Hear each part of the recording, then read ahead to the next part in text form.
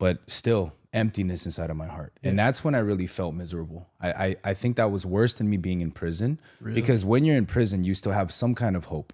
If I get out, I'm gonna be happy. I came about the PJs, the projects, I'm gonna make money, and I reached all of that and I was still empty. Dang. So I was like, dang, this is horrible. And it was during that time that I attempted suicide 3 different occasions. And thank God held on to me, you know. And a series of events happened. Like, long story short, my mom, she her car broke down, and she had me take her to the church. I went to the church. We broke bread. God really uses food like he did with, Peter and all that. So he placed it in the pastor's heart that day to make black bean noodles, which is my favorite.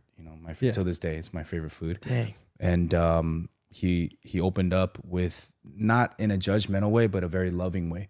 And that's the first time I truly felt loved. I thought my homies loved me, and they do, but it was a humanistic love. And he truly loved me with the heart of God through the gospel. And he was explaining to me how sin was an identity, not an action. You can't change yourself. Being Chinese is the same as you can't stop sinning, right? You're born as a sinner through Adam, and that's why you keep messing up. But you're trying to, he's like, imagine looking in the mirror and saying, today I'm not going to be Chinese, or I'm going to be less Chinese. It's impossible. So you're normal. And that's the first time I heard, having a YA number, a California CDC number, to then going from criminal to you're normal. And then, I just felt the love. And he taught about Hebrews 10:14, all these different scriptures, essentially, telling me that it was an identity, and that my new identity is in Christ.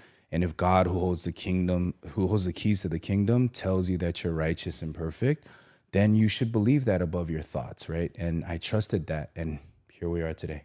Dang.